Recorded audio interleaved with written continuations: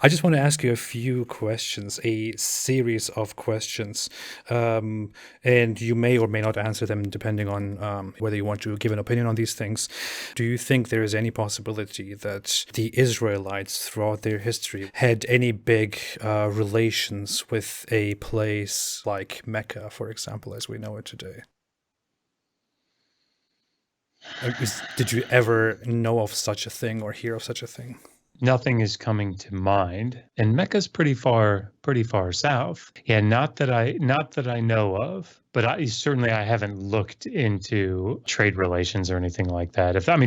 If that level of relationship would be relevant, the two major highways, the Way of the Sea and the King's Highway, run through Israel. So if you're doing anything down to the south, or if you're doing anything up to the north into Anatolia or Mesopotamia or further east, chances are it's going to come through Palestine. So it wouldn't surprise me if there are trade relationships, but I don't know of any mention in the biblical text. That's none that stand out to me. That probably didn't help at all, but It absolutely did, actually, because, I mean, even the lack of knowledge of such a thing points more toward the idea that, there's probably not really much to it. One other question that I have is the assertion that Abraham might have gone down to Mecca to build a temple there. I mean, as far as I see it, we have the accounts of the story of Abraham, because it is so fundamental and so significant to the Hebrew Bible. We have them all very much laid out,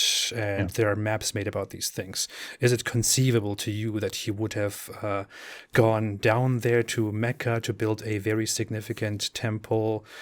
There's certainly nothing in the text of the Hebrew Bible that would lead me to believe that would have happened. Genesis is pretty clear in the stories that it tells about where he was and what he was doing, coming from Ur of the Chaldees. Just to be clear, not that I would say that's necessarily historically accurate, because I don't think that it is, but the way that the narrative portrays it, he's coming from the east, coming into Canaan, wandering through Canaan's, building tents, and altars and all these things. He goes down south a couple of times, but then comes back up. The Abrahamic cycle, I think, is relatively clear, and I don't see anything in there that would lead me to believe that he exited Canaan to any great distance. The narrative would be Abraham, under the authority, the command of Allah or God, went down there to Mecca to build the first house dedicated to God there in Mecca. It seems implausible to me that such a highly important thing would have no mention at all in biblical scripture. And it would also seem implausible to me that after doing that,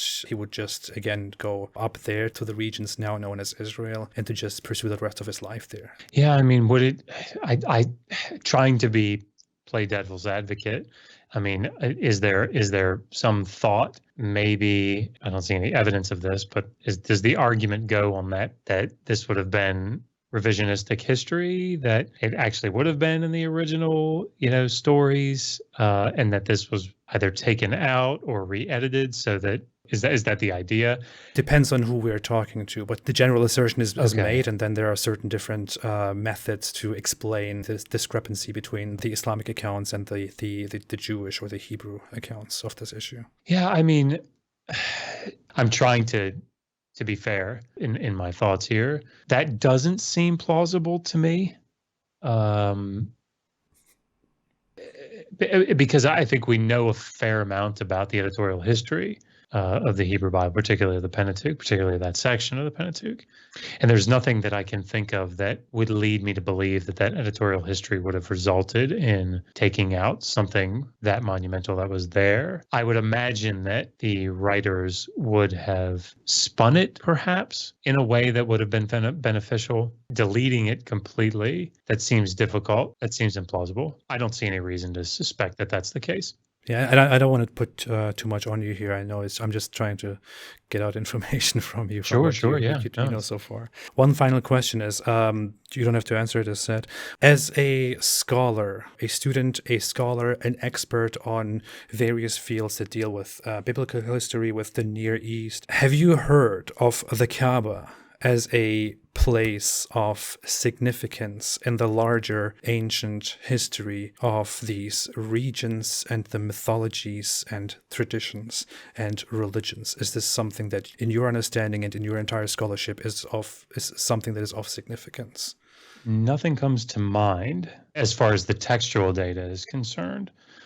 From an archaeological standpoint, I still don't know of anything. I have some background, fair amount of background in archaeological, matters archaeological. Nothing that I know of in my investigations would, off the top of my head here, would suggest that area being of importance to individual worshipers or those that are in Palestine worshiping. Nothing that I know of, or of it being a place of importance just in the broader ancient Near East. Nothing that I know of. Mm-hmm. This is already very enlightening. I mean, you might not see it as such, but getting these responses confirms what I very much know and very much expect. The lack of information, the lack of knowledge about these things very much confirms the idea that there is probably not much significance to the whole thing.